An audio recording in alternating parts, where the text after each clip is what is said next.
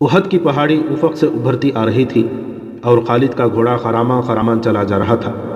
خالد کی ذہنی کیفیت کچھ ایسی ہوتی جا رہی تھی جیسے اسے آگے جانے کی کوئی جلدی نہ ہو، اور کبھی وہ لگام کو یوں جھٹکا دیتا جیسے اسے بہت جلدی پہنچنا ہو، لیکن جس منزل کو وہ جا رہا تھا وہ منزل ابھی اس پر پوری طرح واضح نہیں ہوئی تھی۔ کبھی اسے یوں لگتا جیسے ایک مقناطیسی قوت ہے جو اسے آگے ہی آگے کو کھینچ رہی ہے، اور کبھی وہ محسوس کرتا جیسے اس کے اندر سے اٹھتی ہوئی ایک قوت اسے پیچھے دھکیل رہی ہے۔ خالد اسے ایک آواز سنائی دی جو اس کے اندر سے اٹھتی تھی، لیکن اسے حقیقی سمجھ کر اس نے گھوڑے کی باگ کھینچی اور آگے پیچھے دیکھا۔ وہاں رات کے سوا کچھ بھی نہ تھا، لیکن آواز آ رہی تھی، خالد کیا یہ سچ ہے جو میں نے سنا ہے؟ خالد نے اس آواز کو پہچان لیا، یہ اس کے ساتھی اکرمہ کی آواز تھی۔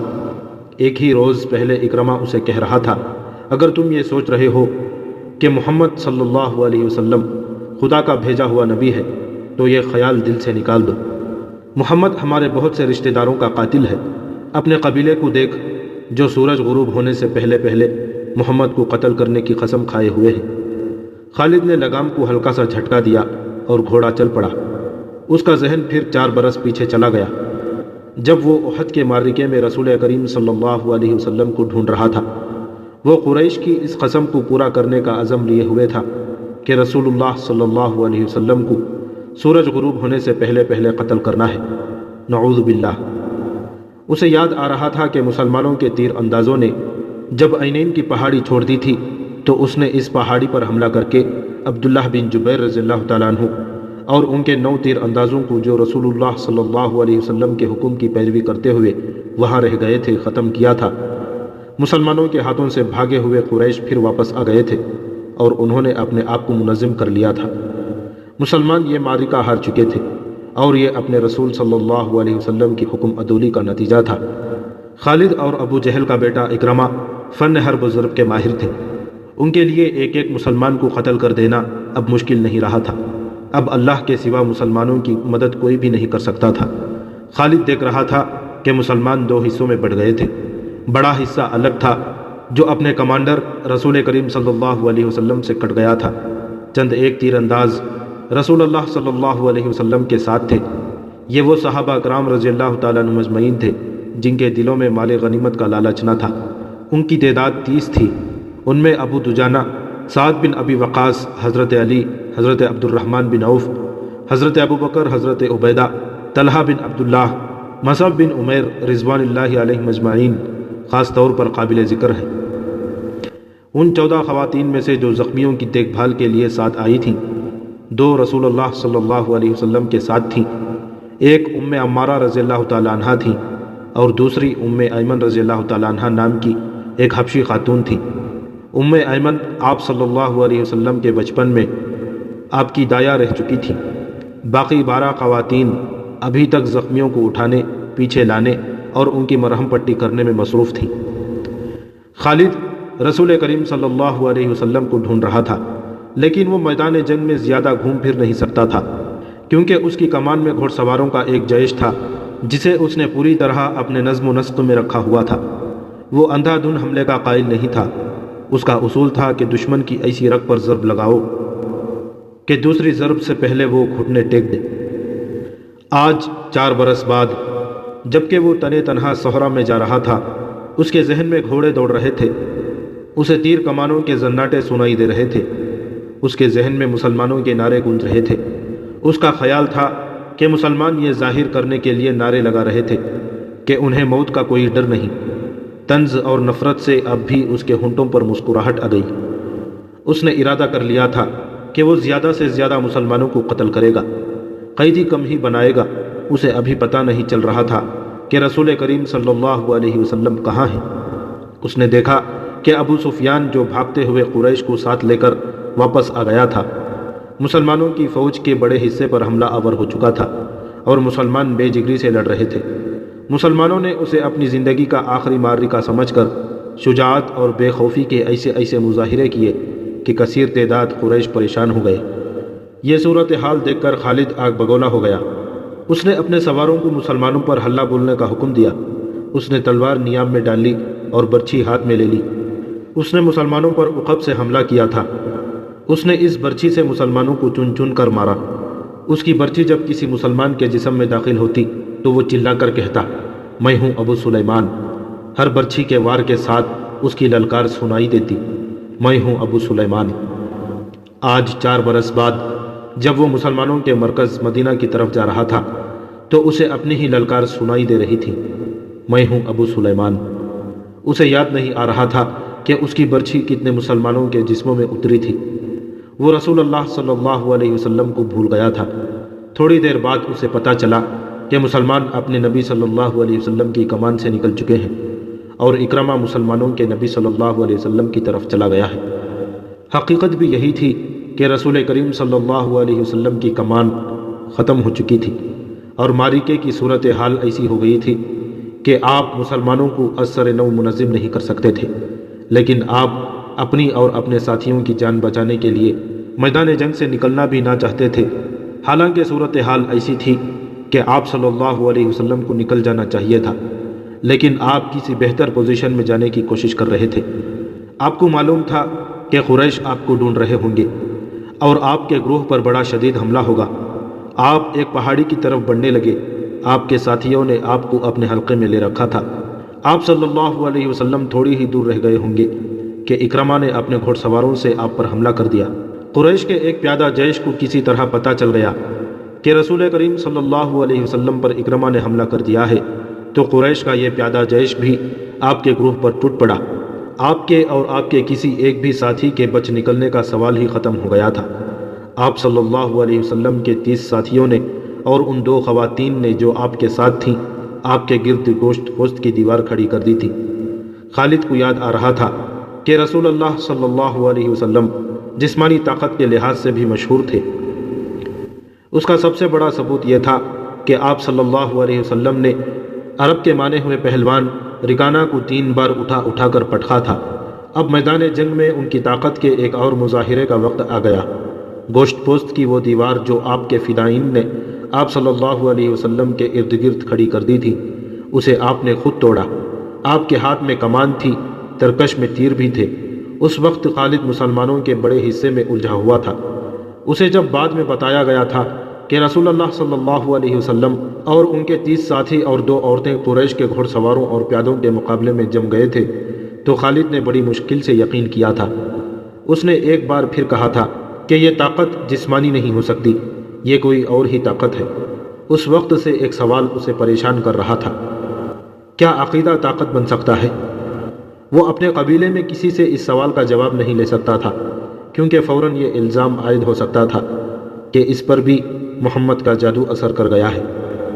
آج وہ یہی سوال اپنے ذہن میں لیے مدینے کی طرف جا رہا تھا۔ احد کی پہاڑی افق سے اوپر اٹھ آئی تھی۔ 4 برس پرانی یادیں اسے پھر اس پہاڑی کے دامن میں لے گئیں جہاں اسے اپنا ہی نام سنائی دے رہا تھا، ابو سلیمان، ابو سلیمان۔ وہ اپنے تصوروں میں دیکھنے لگا کہ ان 30 آدمیوں اور 2 عورتوں نے اتنے سارے گھوڑ سواروں اور پیادوں کا مقابلہ کس طرح کیا ہوگا۔ رسول کریم صلی اللہ علیہ وسلم اپنے دست مبارک سے تیر برسا رہے تھے۔ آپ کے ساتھی بڑھ بڑھ کر آپ کو اپنے حلقے میں لے لیتے تھے۔ ایک مورخ مغازی کی تحریر کے مطابق آپ اپنے گرد حلقے کو بار بار توڑتے اور جدھر سے ان پر دشمن بڑھتا اس پر تیر چلاتے تھے۔ آپ کی جسمانی طاقت عام انسان سے کہیں زیادہ تھی۔ آپ کمان کو اس قدر زور سے پھینکتے تھے کہ آپ کا چھوڑا ہوا تیر جس جسم سے لگتا تھا، تیر کی نوک اس جسم کے دوسری طرف نکل جاتی تھی۔ آپ صلی اللہ علیہ وسلم نے اس قدر تیر چلائے کہ ایک تیر چلانے کے لیے آپ نے کمان کو کھینچا تو کمان ٹوٹ گئی۔ آپ صلی اللہ علیہ وسلم نے اپنی ترکش میں بچے ہوئے تیر سعد بن ابی وقاص کو دے دیے۔ سعد بن ابی وقاص رضی اللہ تعالیٰ عنہ کے نشانے کا کوئی بھی مقابلہ نہیں کر سکتا تھا۔ خود آپ صلی اللہ علیہ وسلم سعد رضی اللہ تعالیٰ عنہ کے نشانے کو تسلیم کرتے تھے۔ ادھر مسلمان ابو سفیان اور خالد کے ہاتھوں کٹ رہے تھے اور خون کا آخری قطرہ بہہ جانے تک مقابلہ کر رہے تھے۔ ادھر آپ صلی اللہ علیہ وسلم کے 30 فدائین اور 2 خواتین کی بے جگری کا یہ عالم تھا کہ جیسے ان کے جسم نہیں، ان کی روحیں لڑ رہی ہوں۔ مشہور مورخ طبری لکھتا ہے کہ ایک ایک مسلمان نے بیک وقت 4 5 قریش کا مقابلہ کیا۔ ان کا انداز ایسا دہشت ناک تھا کہ قریش پیچھے ہٹ جاتے تھے یا ان پر حملہ کرنے والا اکیلا مسلمان زخمیوں سے چور ہو کر گر پڑتا تھا۔ قریش نے جب رسول کریم صلی اللہ علیہ وسلم کے فدائین کی شجاعت کا یہ علم دیکھا تو کچھ پیچھے ہٹ کر ان پر تیروں کے ساتھ ساتھ پتھر بھی برسانے لگے۔ اس کے ساتھ ہی قریش کے چند ایک گھوڑ سوار سرپٹ گھوڑے دوڑاتے آپ صلی اللہ علیہ وسلم پر حملہ آور ہوئے، لیکن آپ کے ساتھیوں کے تیر ان کے جسموں میں اتر کر انہیں واپس چلے جانے پر مجبور کر دیتے تھے۔ اس صورتحال سے بچنے کے لیے قریش نے چاروں طرف سے تیروں اور پتھروں کا مہ برسا دیا۔ خالد کو اکرمہ نے بتایا تھا کہ ابو دجانہ رضی اللہ تعالیٰ عنہ رسول اکرم صلی اللہ علیہ وسلم کے آگے جا کھڑے ہوئے، ان کی پیٹھ دشمن کی طرف تھی۔ ابو دجانہ رضی اللہ تعالیٰ عنہ بیک وقت دو کام کر رہے تھے، ایک یہ کہ وہ اپنے تیر سعد بن ابی وقاص کو دیتے جا رہے تھے، اور سعد رضی اللہ تعالیٰ عنہ بڑی تیزی سے تیر چلا رہے تھے۔ اس کے ساتھ ہی ابو دجانہ رسول اکرم صلی اللہ علیہ وسلم کو تیروں سے بچانے کی کوشش کر رہے تھے۔ تیروں اور پتھروں کی بارش میں کوئی نہ دیکھ سکا کہ ابو دجانہ کس حال میں ہے۔ جب ابو دجانہ گر پڑے تو اس وقت دیکھا کہ ان کی پیٹھ میں اتنے تیر اتر گئے تھے کہ ان کی پیٹھ خار پشت کی پیٹھ لگتی تھی۔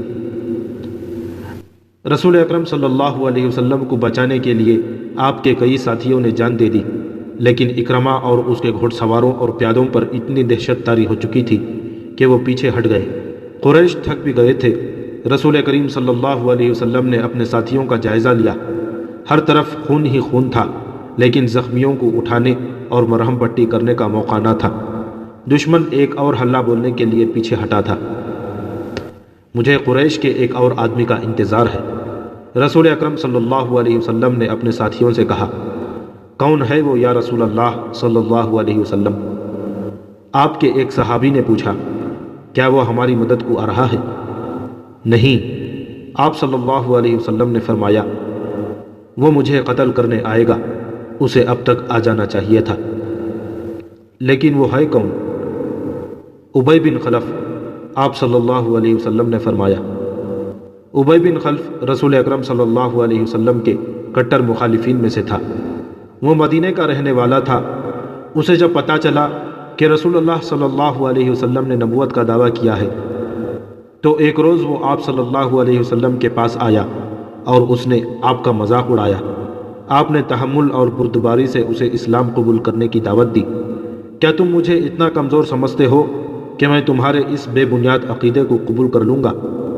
ابی بن خلف نے گستاخانہ لہجے میں کہا تھا، میری بات غور سے سن لے محمد، کسی روز میرا گھوڑا دیکھ لینا، اسے میں اس وقت کے لیے موٹا تازہ کر رہا ہوں جب تم قریش کو پھر کبھی جنگ کے لیے للکارو گے۔ اب بدر کے خواب دیکھنے چھوڑ دو، میں اسی گھوڑے پر سوار ہوں گا اور تم مجھے میدان جنگ میں اپنے سامنے دیکھو گے، اور میں اپنے دیوتاؤں کی قسم کھا کر کہتا ہوں کہ تمہیں اپنے ہاتھوں قتل کروں گا۔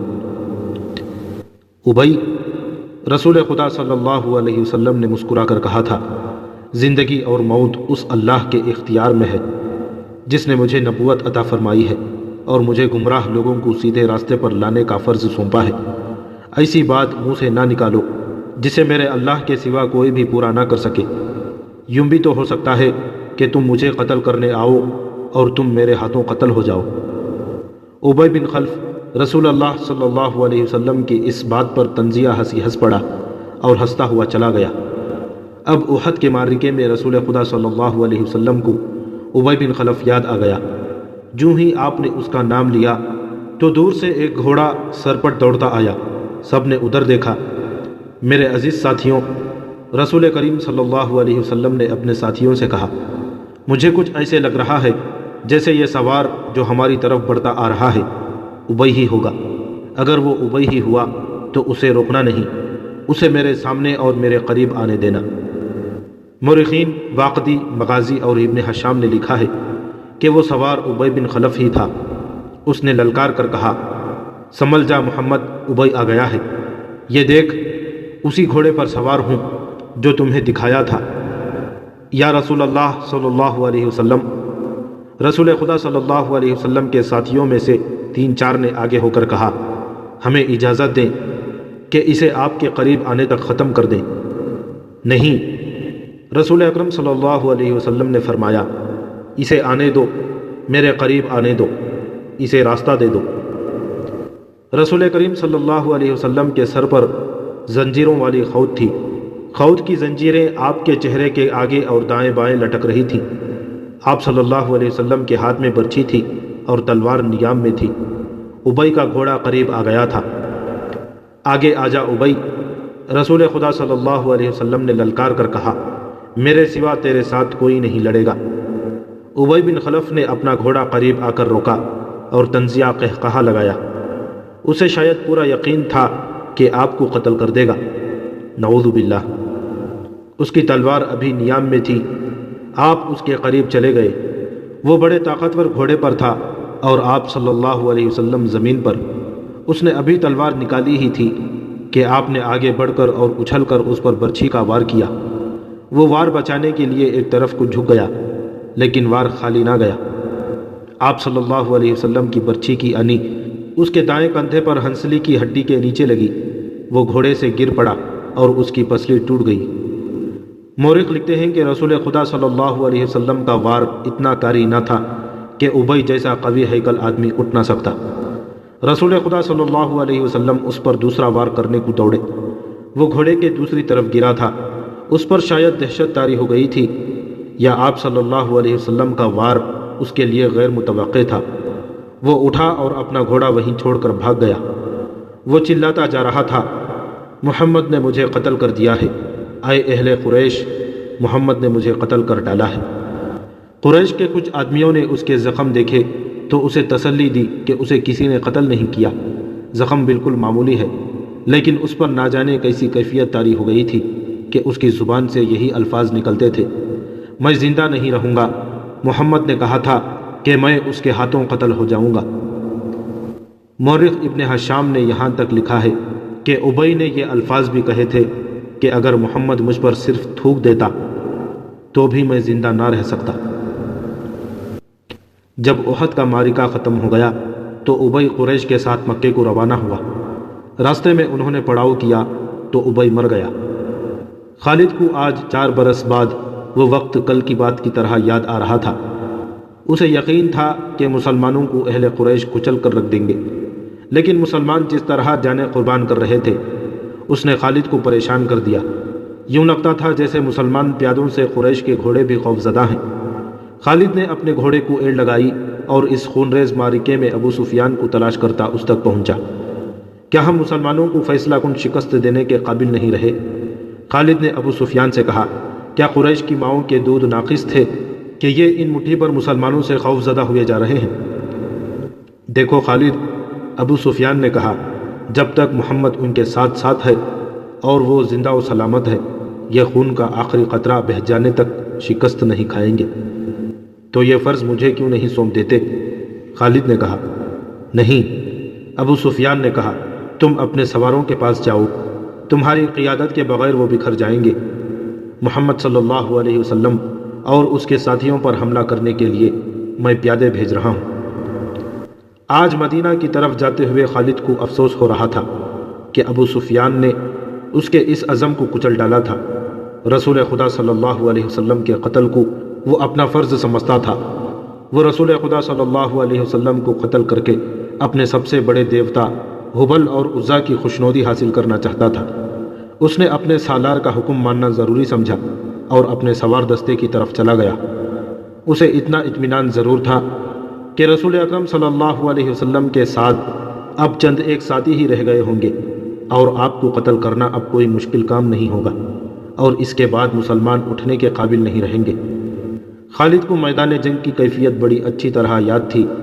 اس نے ذرا بلندی سے دیکھا تھا کہ احد کے دامن میں دور دور تک زمین خون سے لال ہو گئی تھی۔ کہیں گھوڑے تڑپ رہے تھے اور کہیں خون میں نہائے ہوئے انسان کراہ رہے تھے۔ زخمیوں کو اٹھانے کا بھی کسی کو ہوش نہ تھا۔ پھر اس نے دیکھا پیادہ قریش رسول کریم صلی اللہ علیہ وسلم کے قریب پہنچ گئے تھے اور انہوں نے آپ صلی اللہ علیہ وسلم کے ساتھیوں کا حلقہ بھی توڑ لیا تھا۔ قریش کے 3 آدمی عتبہ بن ابی وقاص، عبداللہ بن شہاب اور ابن قمہ رسول کریم صلی اللہ علیہ وسلم پر پتھر برسانے لگے۔ عجیب صورت یہ تھی کہ عتبہ کا سگا بھائی سعد ابن ابی وقاص رسول اکرم صلی اللہ علیہ وسلم کی حفاظت میں لڑ رہا تھا۔ رسول اکرم صلی اللہ علیہ وسلم کے ساتھیوں کی تعداد نہ ہونے کے برابر رہ گئی تھی، یا وہ لڑتے لڑتے بکھر گئے تھے۔ عتبہ نے آپ صلی اللہ علیہ وسلم پر جو پتھر برسائے ان سے آپ صلی اللہ علیہ وسلم کے نیچے والے 2 دندان مبارک ٹوٹ گئے اور نچلا ہونٹ زخمی ہو گیا۔ عبداللہ کے پتھر سے آپ صلی اللہ علیہ وسلم کی پیشانی پر خاصا گہرا زخم آ گیا۔ ابن قمہ نے قریب آ کر اتنی زور سے پتھر مارا کہ آپ صلی اللہ علیہ وسلم کے خود کی زنجیر کی 2 کڑیاں ٹوٹ کر رخسار مبارک میں اتر گئیں۔ ان سے رخسار کی ہڈی بھی بری طرح مجروح ہو گئی۔ آپ صلی اللہ علیہ وسلم نے برچھی سے دشمنوں پر وار کرنے کی بہت کوشش کی، لیکن دشمن قریب نہیں آتے تھے۔ آپ صلی اللہ علیہ وسلم کا خون اتنا نکل گیا تھا کہ آپ صلی اللہ علیہ وسلم گر پڑے۔ اس وقت آپ کے ایک صحابی طلحہ رضی اللہ تعالیٰ عنہ نے، جو قریش کے دوسرے آدمیوں کے ساتھ لڑ رہے تھے، دیکھ لیا اور دوڑتے ہوئے آپ تک پہنچے۔ ان کی للکار پر ان کے دوسرے ساتھی بھی آ گئے۔ آپ صلی اللہ علیہ وسلم کو پتھروں سے گرانے والے قریش آپ پر تلواروں سے حملہ کرنے ہی والے تھے کہ سعد بن ابی وقاص نے اپنے سگے بھائی عتبہ پر حملہ کر دیا۔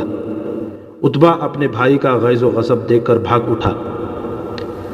طلحہ رضی اللہ تعالیٰ عنہ نے رسول خدا صلی اللہ علیہ وسلم کو سہارا دے کر اٹھایا۔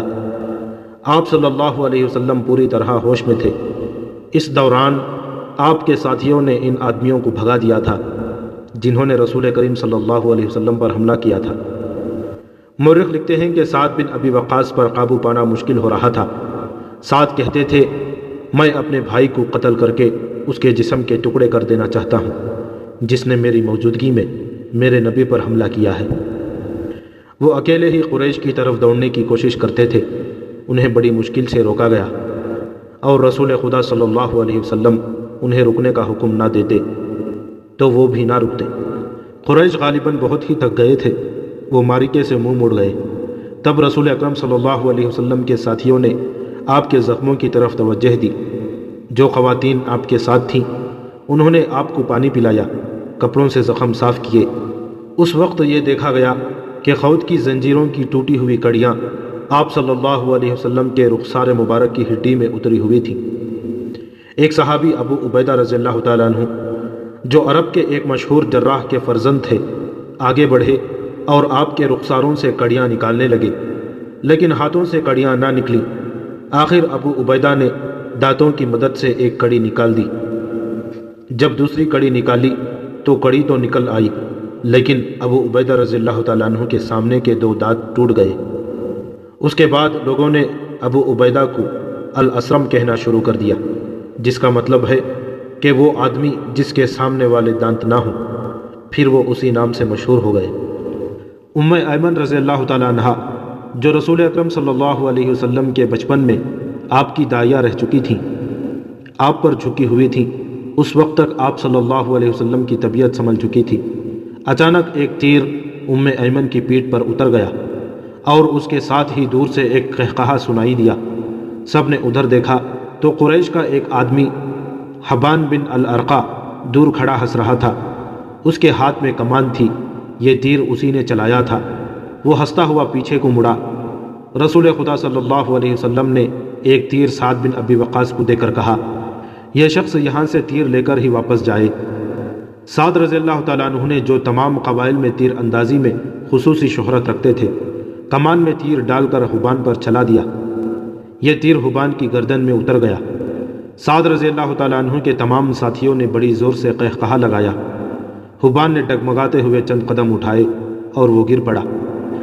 آج خالد جب مدینہ کی طرف بڑھتا چلا جا رہا تھا اور احد کی پہاڑی افق سے اوپر ہی اوپر اٹھتی آ رہی تھی، اسے اپنے کچھ ساتھی یاد آنے لگے۔ عقیدوں کے اختلاف نے بھائی کو بھائی کا دشمن بنا دیا تھا، لیکن خالد کو یہ خیال بھی آیا کہ بعض لوگ اپنے عقیدے کو اس لیے سچا سمجھتے ہیں کہ وہ اس کے پیروکار ہوتے ہیں۔ حق اور باطل کے فرق کو سمجھنے کے لیے بڑی مضبوط شخصیت کی ضرورت ہوتی ہے۔ ایک سوال اسے پھر پریشان کرنے لگا، میں مدینہ کیوں جا رہا ہوں؟ اپنا عقیدہ مدینے والوں پر ٹھوسنے کے لیے یا ان کا عقیدہ اپنے اوپر مسلط کرنے کے لیے؟ اسے ابو سفیان کی آواز سنائی دی جو ایک ہی روز پرانی تھی، کیا یہ سچ ہے کہ تم مدینہ جا رہے ہو؟ کیا تمہاری رگوں میں ولید کا خون سفید ہو گیا ہے؟ صحرا میں جاتے ہوئے ان آوازوں نے کچھ دور اس کا تعاقب کیا، پھر وہ اپنے دوستوں کی یاد میں کھو گیا جن کے خلاف وہ لڑا اور جن کا خون اس کے سامنے بہہ گیا تھا، ان میں ایک مصعب بن عمیر رضی اللہ تعالیٰ عنہ بھی تھے۔ قریش جو معرکے سے منہ مڑ گئے تھے، کچھ دور ہی پہنچے تھے کہ خالد اپنے گھوڑے کو ایڑ لگائی اور ابو سفیان کو جا پکڑا۔ اس نے ابو سفیان سے پوچھا کہ تم لوگ جنگ کو ادھورا چھوڑ کر کہاں جا رہے ہو؟ مسلمانوں کا دم خم ختم ہو چکا تھا۔ ابو سفیان بھی یہی چاہتا تھا کہ یہ معرکہ فیصلہ کن نتیجے پر پہنچے۔ قریش کے چند سوار وہیں سے پلٹ آئے۔ خالد دیکھ چکا تھا کہ رسول کریم صلی اللہ علیہ وسلم کہاں ہیں، اور پھر ابو سفیان نے خالد کو کسی اور طرف بھیج دیا اور کچھ آدمیوں کو نبی کریم صلی اللہ علیہ وسلم پر حملے کا حکم دیا۔ اب رسول کریم صلی اللہ علیہ وسلم کے ساتھ کچھ اور مسلمان آ ملے تھے۔ اب پھر ابن قمہ لڑتے ہوئے مسلمانوں کا حلقہ توڑ کر رسول اکرم صلی اللہ علیہ وسلم تک پہنچنے کی کوشش کرنے لگا۔ اس وقت رسول اکرم صلی اللہ علیہ وسلم کے پاس مصعب بن عمیر کھڑے تھے اور عمارہ اپنے قریب پڑے ہوئے 2-3 زخمیوں کو پانی پلا رہی تھی۔ انہوں نے جب قریش کو ایک بار پھر حملے کے لیے آتے دیکھا تو زخمیوں سے ہٹ کر انہوں نے ایک زخمی کی تلوار اٹھا لی اور قریش کے مقابلے میں ڈٹ گئے۔ قریش کا سب سے بڑا سوار جو ان کے قریب آیا، اس تک وہ نہیں پہنچ سکتی تھی، اس لیے انہوں نے تلوار سے اس کے گھوڑے پر ایسا وار کیا کہ گھوڑا گر پڑا۔ سوار گھوڑے کی دوسری طرف گرا۔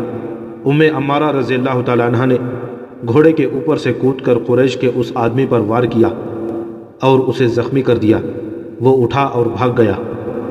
مصعب بن عمیر رضی اللہ تعالیٰ عنہ کی قد بد اور شکل و صورت میں رسول کریم صلی اللہ علیہ وسلم کے ساتھ نمایاں مشابہت تھی۔ ابن قمہ مصعب کو رسول خدا صلی اللہ علیہ وسلم سمجھ کر ان پر حملہ آور ہوا۔ مصعب رضی اللہ تعالیٰ عنہ تیار تھے۔ انہوں نے ابن قمہ کا مقابلہ کیا۔ کچھ دیر دونوں میں تیغ زنی ہوئی، لیکن ابن قمہ کا ایک وار مصعب رضی اللہ تعالیٰ عنہ پر ایسا بھرپور پڑا کہ وہ گرے اور شہید ہو گئے۔ عمارہ رضی اللہ تعالیٰ عنہ نے مصعب رضی اللہ تعالیٰ عنہ کو گرتے دیکھا۔ غیظ و غضب سے ابن قمہ پر تلوار کا وار کیا، لیکن ابن قمہ نے زرہ پہن رکھی تھی اور وار کرنے والی ایک عورت تھی، اس لیے ابن قمہ کو کوئی زخم نہ آیا۔ ابن قمہ نے عمارہ رضی اللہ تعالیٰ عنہ کے کندھے پر بھرپور وار کیا، جس سے وہ شدید زخمی ہو کر گر پڑی۔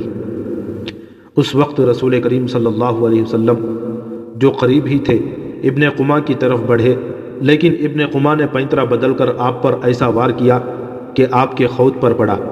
تلوار خود سے نکل کر آپ صلی اللہ علیہ وسلم کے کندھے مبارک پر لگی۔ آپ کے بالکل پیچھے ایک گڑھا تھا۔ آپ زخم کھا کر پیچھے ہٹے اور گڑھے میں گر پڑے۔ ابن قمہ نے پیچھے ہٹ کر گلا پھاڑ کر کہا، میں نے محمد کو قتل کر دیا ہے۔ وہ یہی نعرہ لگاتا میدان جنگ میں گھوم گیا۔ اس کی آواز قریش نے بھی سنی اور مسلمانوں نے بھی۔ قریش کو تو خوش ہونا ہی تھا، مسلمانوں پر اس کا بڑا تباہ کن اثر ہوا۔ وہ حوصلہ ہار بیٹھے اور احد کی پہاڑی کی طرف بھاگنے لگے۔ اپنے نبی کے شیدائیوں بھاگتے ہوئے مسلمانوں کو ایک للکار سنائی دی، اگر نبی نہ رہے تو لعنت ہے ہم پر کہ ہم بھی زندہ رہیں۔ تم کیسے شیدائی ہو کہ نبی کریم صلی اللہ علیہ وسلم کی شہادت کے ساتھ ہی